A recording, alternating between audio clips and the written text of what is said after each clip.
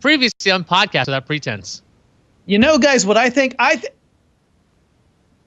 it was at that time I realized the pliers were really needle nose pliers. Thanks, Eric.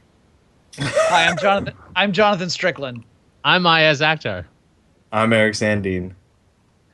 And together, you get 2/3 of people who can actually talk to you.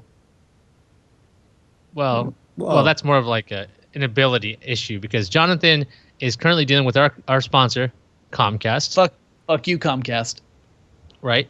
And so he may be a part of this show. He might be, if you're watching the video version of this, you might see him freeze every now and then. If you listen to the audio, you're like, wait, did Jonathan just abruptly quiet down? No, he didn't. he dropped.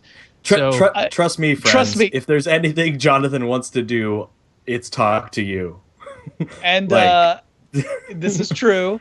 And if I quiet down, it's not that I had nothing to say. It's that I am probably cursing and crying simultaneously. Because don't worry. This issue has once again, like, it seems like every time in the summer in particular, it gets really bad, right? Like, it's always bad. I've never had a connection where I'm like, hey, wasn't that an awesome episode where I didn't freeze up at all? But in the summer, it's particularly awful.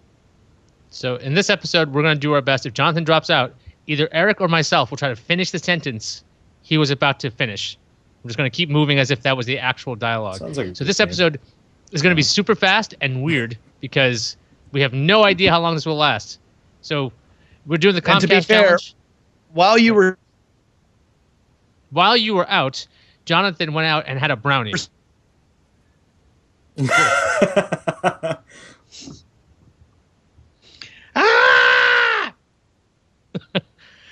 That's true. So you heard Jonathan drop out right there. He was in the middle of saying something. But we're going to do a challenge that we do to each other, or we have volunteered to do, where we watch a movie and try not to have a second screen or distraction or alcohol or wise-ass comments. It's called the Comcast Challenge. I forget exactly why it's backronym that way. Check the last episode. I was wondering if you remembered that one. Yeah, well, the backronym, we will find that out. I'm sure, I think it was Patrick on our Twitter. He actually tweeted us about what it was, so I forgot it. I'm sorry. If you're watching this live, tweet it again so I can say what it is. This time, I think Jonathan picked Honey, the movie starring Jessica Alba. I did. Is that right? Yes. I'm also going to shut off my video just on the off chance that it helps a little. Okay, so Jonathan will become a still, no problem. We're going to talk about how long we watched the movie before we had to go to a second screen or whatever else where we gave up hope. How about you, Eric? How long did you take before you went to a second screen, alcohol, or just another person? Sure. For me, it wasn't changing screens. It was mostly changing modes of transportation. But I know exactly where I was when I was like, I'm done with this. And it was 45 minutes in. That's I made it pretty impressive. far until I was like, why am I doing this to myself? I was at 24 minutes and 12 seconds, officially, unofficially, about 8 minutes because a notification popped up on my screen, and I actually read it because I was like, that looks interesting, because it was way more interesting than anything in the movie. Jonathan, audio only Jonathan, do you have the time in which you decided to move to a different screen? 13 minutes. 13 minutes. Okay. 13 minutes. Wait, what was happening at 13 minutes? I'm searching right now. Well, no. Let me try and say. He's going to try to say that he really loves all the audience. My wife and his wife too. God damn it! Yeah, fair enough. That's fair that he loves his wife. He should, as Jonathan is ready to keep talking. I'm just gonna jump in front of a train, guys. I'm just gonna go jump in front of a train. Well, I don't think that's going to help your connection, but if you do, I don't know. I'll know. make a connection With a train track? With a train, yeah. So, my wife interrupted me 13 minutes in because she didn't realize I was watching it for Podcast Without Pretense. Oh, so if you didn't count, if you didn't count that, do you have a different time? No, because at that point I was like, well, there's no fucking point now, so I went ahead and opened up my computer. You're like, serendipity. All right. There we go. Jonathan, the Moon Man, perfect is still. here. Yep. If you're Modem watching the says video, yes. if you're not watching the video, you are missing out on today's episode. Go to gfqnetwork.com to watch this episode in its entirety. So, Jonathan, I know you have copious notes. I have some of my own notes, and we're going to actually have links to that at gfqnetwork.com. So if you go and see the page, that's right, a second plug for a network we never plug, which is weird since we're on this network every week. We should really say something nice about that. Anyway, Jonathan, are you ready? No, I'm going to share my notes with you because there's no way I'll get through them. Okay, well, I don't know if I can do it with the same panache, but if you send it to, how are you sending it? Email? I did Google Docs, so I just shared it with both of you. So Honey you notes. should be able to pull it up. I love it. It says Honey Notes. Jonathan shared Honey Notes. There's something really funny about that. I don't know what it is. I just kind of want to sit back and listen to you guys read my notes. Feel free to alternate if you like. 4 Okay, pages. So I told let's you see. I had a lot of fucking notes, Eric. I told you this. So I'm going to pass off to Eric every now and then, if you're ready Sure. for that. Sounds Okay, good. hang on. Let me zoom in because my computer's far away and I'm an old man. Okay. So I'm reading a reading from the book of Jonathan.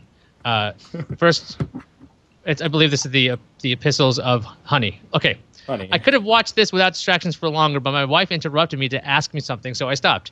I wasn't enjoying the movie, but I had not yet felt compelled to call it quits. Anyway, notes. Jessica Alba is Honey, a name we hear a million goddamn times in the first 13 minutes. And yet, I'd forget it was her name, and I just thought everyone was calling her a term of endearment. Honey has a best friend named Gina, who seems to only exist to provide exposition and to keep saying how awesome Honey is. In other words, this character has no character to her. If you were to ascribe character to her, easy for me to say, you'd assume she's planning on mooching off Honey's success once she becomes a huge, famous dancing sensation. This is backed up by the fact that she's currently mooching off Honey in order to get into a club and get drinks for free. Honey likes to dance in the club she works at, but there's a professional dancer named Katrina who has major attitude for no apparent reason other than the movie's need for conflict. I guess Katrina feels all the attention should be on her and that any attention Honey gets is unmerited. On to Eric. Honey is a good girl.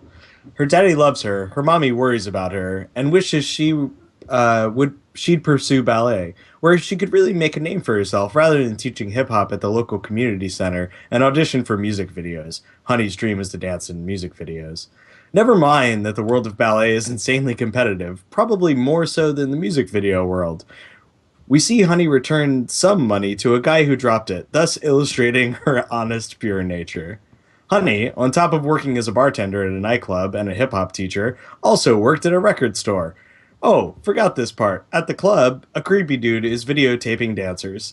Turns out he's scouting for Michael Ellis, a music video director. Michael approaches Honey to dance in his videos, but of course, about halfway through, makes it seem like, right, so this part of the movie, gotcha. Yeah, he tries to get her to dance in his music videos, but he seems like a creep trying to get some booty, as Honey puts it. This is quickly resolved so that we don't have a conflict to go on too long for this movie. So true, Jonathan. So true. Most of this movie consists of dance sequences that, frankly, aren't that impressive. The breakdancing kid, who thinks he's the shit, is particularly crappy dancer, at least in the beginning. Speaking of the breakdancing kids, they must be into shady shit. Oh yeah, they're dealing. Shitty dancer kid sees a lot of money. So this is... shitty dancer kid sees a lot of money. Where are we on that? Is that when we're... whatever. Let's keep going. This is where, I believe this is Benny. He's hanging out with the drug dealers. He's hanging out with the... Right. BB. Yeah. That's where we are in this movie. And so far, Jonathan's right. There's some bullshit conflict with Ellis where, like, he could just give them the business card and be like, hey, I'm a video music director. I have a business card. Right. Call me tomorrow. And then they get to that eventually. Yeah, I'm zooming in because my laptop is also far away. Meanwhile, Honey gets a call from Michael and she's hired to dance for the video in another day or so. So she shows up and then gets Greased up for dancing. Well, yeah, what greased up for dancing? That's not just a term of art. There, Jessica Alba shows up and she's got her hair straightened and she's all oiled up because that's the wardrobe of the day. Yeah, I gotta be honest, it doesn't show up very well on a phone. I got a good screen, but good to couldn't know. really see it. Yeah. The director wants Honey to dance as if she's in a club, not doing the choreography, which immediately pisses off the choreographer. I get it. So this movie is all about Honey pissing off people who make their living dancing because her natural abilities overshadow them. This is Amadeus only with hip-hop music and a shit ton of pissed off Salieri's. Salieri's. Oh, yeah. Duh. I think that is giving this movie a lot of credit. I think that's the best description. Maybe this needs to be on Netflix. This is Amadeus only with hip hop music and a shit ton of piss from Salieri's. Okay. Next page. Go for it. This movie also seems to be a commercial for various hip-hop artists. Now, Honey, Gina, and two nameless ladies are in it, or at a restaurant with flies in it, and they're talking about spending Honey's money. Then a basketball player guy from the community center comes into the restaurant. Then the music video with Honey comes on simultaneously throughout New York, because there's only one channel and New York's very small. That's my little 2 cents there. And Honey uses shitty breakdancer's move of brushing off his shoulder. He invented that move. No one ever did it before him. Never mind that the movie Honey the move Honey referenced in the scene they had earlier was a roll of the dice move. Oh, that's right, because I mixed up the notes there. So it's not the same move that the kid is talking about. Now, Honey is dancing in another music video. I will say this. Alba is in crazy good shape. I still think the dancing itself is pretty pedestrian and boring, but she looks good doing it. This is me doing my Jonathan impression, by the way. Honey gets her first check and it's for just under 10 grand as I fuck up. Man, I remember when I thought 10 grand was a lot of money. That would be now. Hey, Monica Lewinsky reference. Topical. Gina lays down some truth, telling Honey that Michael plans on trying to hook up with her. And then we go to a gay club that's the most stereotypical gay club ever, complete with drag show and voguing. Genuine shows up. Hey, points to Jonathan for spelling genuine properly. That's true. In the rapper's name, because my notes have it spelled genuine. I'm assuming Jonathan looked it up. He's in the chat room, so he'll tell me if he did. Okay, let me know. But genuine is spelled Ginuwine, which is, I guess, phonetic, but difficult if you're not thinking about it. Genuine shows up, and apparently the gay club has a VIP straight area. Michael wants Honey to choreograph future videos, but at what cost? That was 4 question marks. I hope I conveyed that well. Oh, hey, basketball guy, this is Mekhi Phifer's character, by the way, is a barber. Shitty breakdancer's little brother is in to get a haircut. And you know what? The scene is actually okay, mostly because the little kid is adorable and funny. And then we get into the scene where basketball player is trying to ask out Honey on a date, and it all kind of goes downhill. Oh, and basketball player is Chaz. I'm sure they said that earlier, but I didn't hear it. I don't think he's wrong on that one. I was waiting for a while for the little kid to die. I was waiting for that to happen in this movie.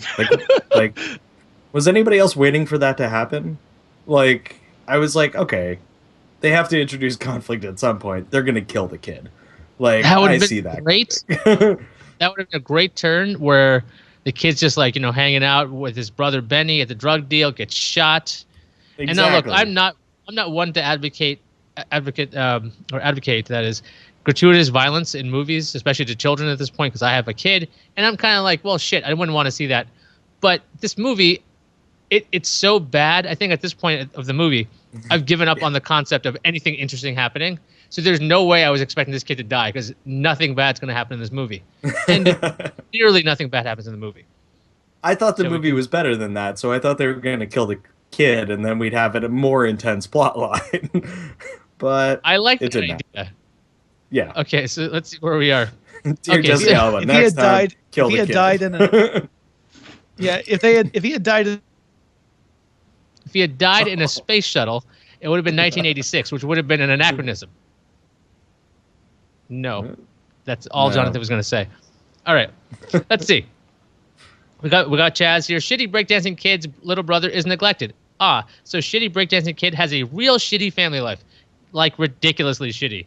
So now we also see that Honey is a good person and good people are continuously shit upon. But will that get our Honey down? I bet it won't, gosh darn it. Honey's at the shoot and is having a crisis as she realizes her video is missing something. She watches a game of street basketball. Looks like there's inspiration at work here. Wait a second. I thought she watched a bunch of kids playing double dutch. But she does get some basketball moves in there. We'll get to that later. Yeah, no, looks like yeah. Oh, yeah. Go ahead. So yeah, because the moves become Sorry, basketball. yeah.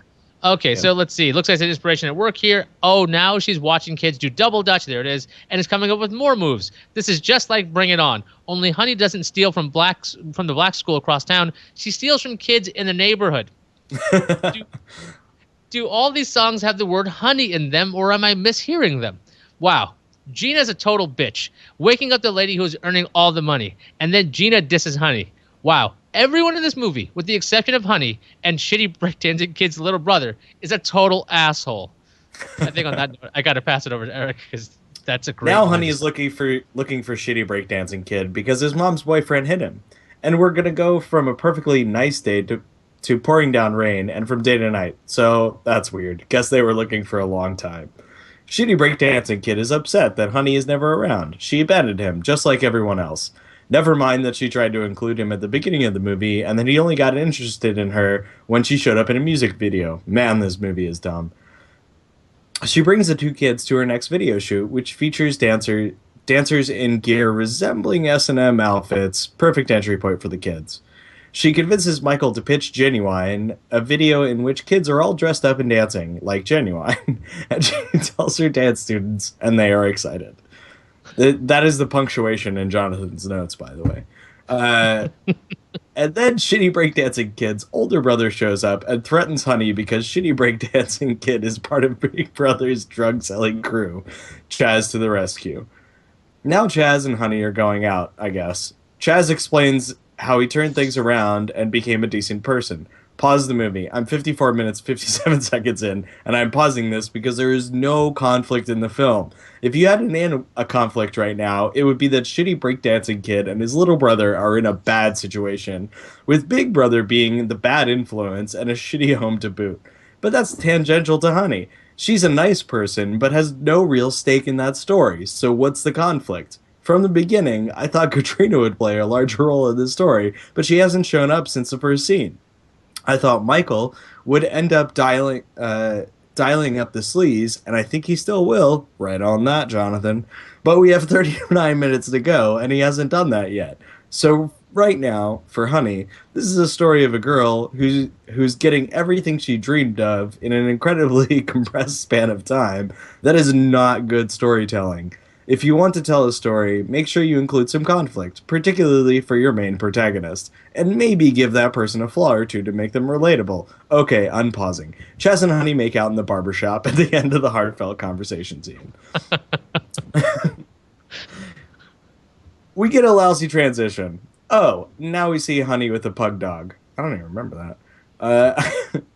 Yeah, she's a dog in her apartment. We've seen this dog before. Oh. Yeah, I don't think we've seen this dog before, so that's weird. She sees a property for sale and writes down the address. She puts down half the payment down. She envisions opening up a dance studio. Michael makes here's our conflict. This is where Jonathan was right. Michael makes Honey cancel her plans to go to Atlantic City, which was with one of the was it specifically the girl? It's Gina's birthday party. Gina's girlfriend. Her best friend. You're right. So that she can attend a meeting. I'm betting this is the sequence in which she realizes she's leaving her neighborhood behind and that she doesn't want that. Michael tells her it'll be a clear career suicide if she doesn't go to the party because everyone will be there. So of course she gets all dolled up and goes. And now we're at a party with a lot of personalities that I don't know. Honey goes upstairs to make a call. Michael follows her up. Yeah, here comes the sleazeball Michael. Fun times. Honey fights him off. Michael then gets upset, claiming that she was leading him on. She leaves. Nothing really happens. And now we're at the music video shoot. Honey is choreographing. Genuine is really into it. Honey's heart ain't in it, though. Michael shows up. As soon as it starts, he cuts and says the kid thing is horrible. There comes Katrina. And Honey tries to get him to fire the kids himself, but of course he wouldn't do that because he's King Douche. And then he tells them it's off, and they're like, nothing good will ever happen to us, and she feels bad. So shitty breakdancing kid can go back to being a hood. So he does, of course. Did we miss part of this? We haven't missed a note. So we got Benny, who after being a real bitch the whole time, in the beginning of the movie, the middle of the movie, and towards the end of the movie where we are now, right? Like he's just like, well, nothing good ever happens to us. He goes back to dealing on the corner, and then he goes and gives some drugs to a guy who pulls up, who then promptly pulls out a badge really quickly and grabs his arm real fast. It's like, okay, so Benny goes to juvie because you know that's how this all works. Also, I've never actually gotten like a loan to buy a house or a property. So my question is, for those of you who have, can you go to a bank, say you have half the money now for the down payment, and ask for 30 days, and they're just like, yeah, sure, that's fine. Because that's what happens in this movie. I'm pretty sure that doesn't work that way unless you know the banker. And there's nothing saying that she knows the banker. Eventually we find out Gina knows the banker, but they never say that Honey does, and they don't act like they know each other. Does any adults, maybe Jonathan knows this, does anybody know how that works? It doesn't work. That's awesome. Okay, so we're back. What part did you think we missed, Eric? Oh, no. I thought we missed the Benny going to juvie, but I see think it's in the next goddamn paragraph. Yeah, I stopped before I read that. Well, I thought him going back to being a hood is enough, but okay. Yeah, that's true. That's basically what happens. Honey now meets with her parents, and her mother has plans for her to actually go and experience stuff. But Honey, being the selfless, pure good character of goodnessness, wants to stay in the neighborhood. Oh, and Gina hates her now because her photo was in the paper of being at a party. Mm-hmm. It was everything I ever wanted, but when I got it, I felt nothing, less than nothing. And when I lost it, it was worse. Wow, Honey is fucked up. And with that, Gina and Honey are all better again. Conflict resolved again. Jeez. Go for it, Iyaz. Honey gets a bright idea. Raise the money. Put on a benefit performance for the kids. By the way, at this point in my notes, it says, Honey realizes that this is a dance movie, so she has to raise money with the fundraiser, because that's what happens in dance movies. Anyway, yeah, that's the only thing you can do. Anyway. Yeah. Chaz has the hookup on an old church. Maybe we'll see a hokey group of Christians eating steak and cake and remodeling it. That doesn't happen in this movie. That does happen in the alternate reality film, Christian Mingle. Benefit preparation montage. The venue is conveniently ready at the end of a song. Then Honey goes to meet Shitty Breakdancing Kid, which is the best nickname in the world, in the correctional facility. He acts shitty to her because he's shitty, not just at dancing, but at being a person. That's Benny. Now we're at Missy Elliott's shoot, and Missy ain't having it. She doesn't want Katrina. She wants Honey. Michael's in a tough spot, so he offers to give Honey the money for the dance studio. Honey is standing up for her principles, though. Shitty breakdancing kid shows up despite his shit talk. Then he talks smack. People ooh and ah over dance moves that are not at all special. Benefit time. Everyone is showing up. Honey checks on every senior citizen to make sure they can see the show. Gina brings along the banker that Honey has been meeting with. Hey, guess what? The banker works with patrons of nonprofits and has invited them to the benefit. Honey's dad brings Mom over to see the benefit. Honey's mom is like a really watered-down John Lithgow in Footloose. Apparently, Mom didn't know about the benefit beforehand. Weird. Honey gives an emotional, dumb speech before the benefit performance, and she does it sincerely and purely because she's a freaking faultless character. Then we get to a combination of ballet and breakdancing. Big dance sequence follows. Some dancers in this, though the group choreography still seems pretty mundane to me. But the individual performances are good. Hey, Shitty Mom is in the audience, and she's happy to see her boys dancing. Must be her turning point. Shitty breakdancing kid is still shitty. And then we get to tap dancing. Also, I never noticed that the sequence they worked on earlier incorporate. Wait, sorry, I'm reading this wrong. Also, I never noticed the sequence that they worked on earlier incorporated in the dance. So that didn't actually make any sense. Anyway, it's a big hit. So that means that the mean developer can't bulldoze down the ski lodge or whatever the fuck was supposed to happen. Kind of impressive that Honey herself doesn't participate in the dance at all. Sort of a bold move, I guess. Or you could argue that by having Honey not participate, it's right in line with the fact that she never had a whole lot of conflict going on. I think Missy Elliott just showed up. She then gives her driver an earful for making her late. Then we get credits, and now some credits sequenced. Now we get Missy. Now we see Missy introducing Honey to the group Black, and we see Honey choreograph like 3 moves, and then it's a music video. Kind of sad to see this actually, as Black was from Atlanta, Georgia, and by the time the group had been pretty much off the charts for a couple of years, and in 2012, Natina Reed, the rapper of the group, was struck by a car and killed. Okay, did not expect that coming up, Jonathan. Obviously, all of that has nothing to do with the movie, but it did make me sad to see this at the end. Either Eric or Iyaz is reading this and they think Jonathan is awesome and that Comcast is worse than a shitty breakdancing kid. Shitty breakdancing kid was Lil Romeo, right? Oh, is that who that was? Yes. Yeah. Oh, okay. I did not realize who that was, and he did suck. Shitty breakdancing kid is a great nickname for him. Yeah. I'm only gonna. I would like to read my have polls. a Twitter account where we can call him out for that. Isn't he just Romeo now? I don't know. All right. He couldn't have gotten that on Twitter, though. I've got like 5 or 6 notes that are only in bold. I'm just gonna hit them because I wanted to. If you guys don't mind, would you mind indulging me?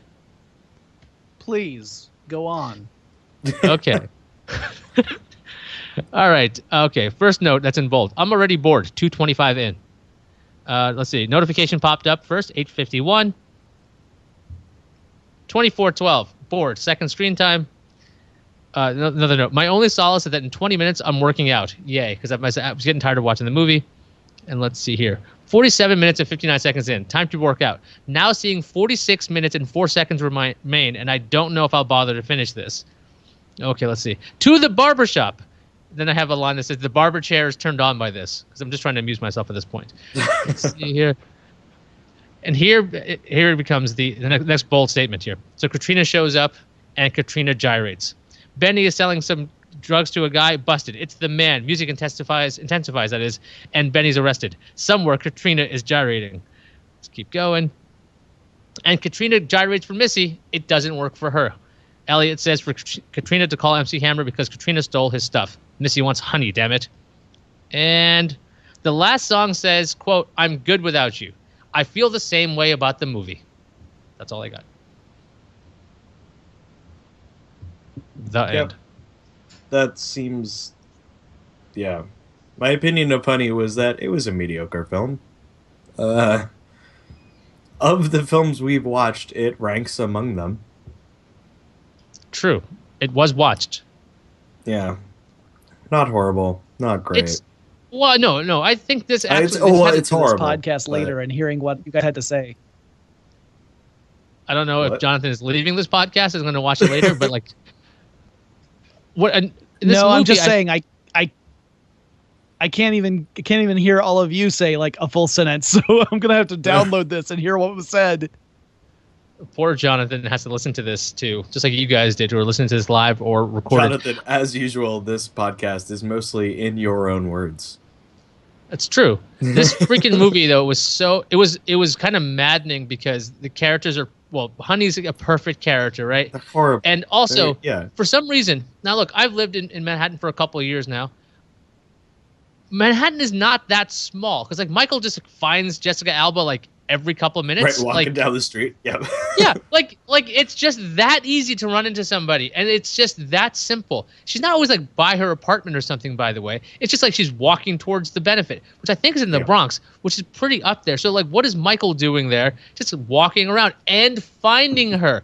Everyone is easily found, and every single problem is easily handled because this idea of like, oh no, we're gonna do a Benefit. What are we gonna do? And Chaz is like, wait a second, I got an idea.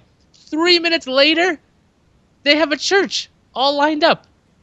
It's a good thing Chaz is there because otherwise, what would they have done? Like danced in a park? Yeah. Which they could have done? I don't know. New York is just so small. And of course, the banker knows rich people. It's like, all right. And by the way, at the end of the movie, so they do the dance scene. Jonathan's notes actually didn't address it. They do the dance scene. And I don't really know how fundraisers work. So like you show up and you pay money. I thought you pay money to get in, not you pay a whole bunch of money based on the performance. They do the performance, and then the bunch of kids go like, honey, honey. So she comes out. She then sees the banker, and the banker is then talked to by a person who whispers to her. The banker gives her a thumbs up to Jessica Alba, and then Jessica Alba looks really relieved. And then we go to the credits. So I'm going to assume that this means you got the $130,000 you needed for this place, because some lady just whispered to me, things are fine. So I gave you the double thumbs up, because I don't remember them ever establishing this is you raised all the fucking money. Did I miss that? I mean, I don't think so. You definitely didn't miss that. But also, like, the banker backing her, she doesn't really know how much money she needs exactly. I guess the banker does, but... The banker does, yeah. What are they going to do with all those other people's money who came to see the show? I mean, that seems weird. Well, they used it for the logo design for Honey's dance studio in the Bronx. Right. That logo at the end of the movie we saw probably cost a couple $1,000. Also, the sign in the front of the church was pretty big. I didn't see a montage of people making the sign. I expected that. Here's my note here on that. Honey might want to go into party planning because this benefit is organized relatively well. Lighting, sound machines, chair rentals, costumes with airbrush names, matching costumes. She nails all of this like in a couple of days. Maybe she should be running parties and be a promoter. With little to no funding. With little to no funding. Yeah. I mean, where did this come from? This is amazing that she can put this together in like under like a week or two to have a benefit that large, and people are just showing up regularly. It just seems a little bit convenient, very convenient. It's true. So this was as convenient as Soylent. Yeah. I don't know about that. I think some people next week. 3 of us next week. We don't. There's 2 of us this week. 3 of us next week. All of us next time. Next time. For those who don't know, Jonathan is currently undergoing a Soylent experiment. If you don't know about Soylent, it's a meal replacement drink. Theoretically, has all the nutrients you need if you drink like a liter of it or something. Although they've backed away of that claim. The company that makes it, Rosa Labs, used to be like, drink it for every meal and that's enough. But they've backed away from that entirely. I'm not sure exactly why. I believe California's like, it's going to give you cancer, but California says everything's going to give you cancer. So that's true. I live here. You know, they're right. Yeah, I mean, it'll probably kill you, but whatever. So Jonathan's on a Soylent 2.0 test with his company. I drink Soylent because I am weird, and Eric is going to try this, I think. Why is that? No, it's true. I ordered it this morning because I remember Jonathan was doing his test. And I didn't eat breakfast this morning. Usually I actually just have a protein shake before I head off to work. And I got to work and I was starving and I thought about Soylent and I was like, oh, I'll just order a bunch of Soylent. That sounds like a good idea. Not sure if it's a good idea or not. Did you get the 2.0? Yeah. Well, I mean, it's whatever they're selling now. I assume they're selling 2.0. I didn't order the 1.0 back stock. No, they have 2 different versions right now. It's 1.6 is a powdered form, and you mix it yourself. And there's 2.0, which is sold in bottles. Yeah. Oh, is that the difference between them? Because, the powder is, way cheaper. Yeah. I believe that there's a different formula for the 2.0 versus 1.6. I think 1.6 moved to a vegan recipe. 1.5 didn't have that. I don't have any 1.6. I have 1.5 I noticed they weren't sending the oils anymore and stuff like that. The oils stopped a while ago. Yeah. I think 1.3 they dropped the oils, so I've been having it for a while actually. But the 1.5 is kind of like pancake batter and kind of gritty. Wait, so do you have the powder or do you have the bottles? I have both. I bought a pack of 12 for work, so I just had to ship to work from Amazon because they have that, and it stays shelf stable for like a year. So I just have it by my desk. Yeah. The powder I have at home, and I've been using that a little bit more lately. But they taste vastly different. The 2.0 tastes like, I think Jonathan actually nailed it too.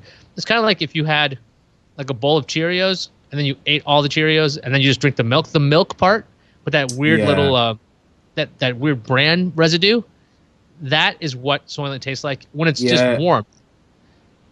A couple of people said it tasted like almond milk, which actually kind of reminds me of the flavor you're describing. Yeah, it's not bad. It's really not bad. It's not like, oh, this is fantastic. I really wanted to drink this. It's like, this is surprisingly bland, but good-ish. Well, it's funny because I'm excited to get the 2.0 because I want to try it out in the bottles and see is this awesome for breakfast? And but eventually I would buy the powder so I can just start adding other shit to it. It's really funny when you order it on Amazon because it's like, people who bought this also bought all of these things, and you're like, oh, all of those things are probably the things that I should add to Soylent. All the flavorings. There's a lot of flavor ideas out there. I don't bother to flavor mine. I'm just like, you know what? If I want that, I can have it in something else. So, and you're gonna get the weird things like, is that what you're doing? You're not eating anymore? It's like, no, not eating right now. If you have a protein shake, you're not crazy. If you have exactly. Soylent, it's essentially, it's a meal replacement drink. Are you having Slim Fast or Soylent? It's really not that different because theoretically it's supposed to be all you need, right? But you don't have to drink it all day, every day. You can switch it up. Yeah, you would have to drink 5 of them a day to get all of the nutrients that you are recommended to have. Yeah, the bottle's 400 calories each. And Jonathan, you haven't flavored yours yet? No, I haven't. I haven't needed to. I mean, maybe I should because I'm worried about getting bored with it, but not yet. Haven't done it. So, but you have the bottles, right? Yeah. Yes. It is interesting, and I realize I'm going to drop out, so I don't even know why I'm bothering to start a sentence. But it's interesting to me to see how people kind of min-max the mixtures. It makes me think of how people play video games, and trying to make sure their character has the most powerful items in the game. Except in this case, it's how can I maximize the amount of protein or whatever in this mixture so that I can get the results I want.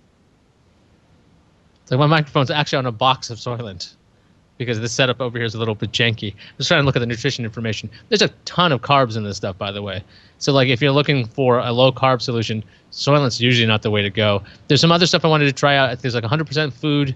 There's this meal square thing. You guys seen this yet? Nope.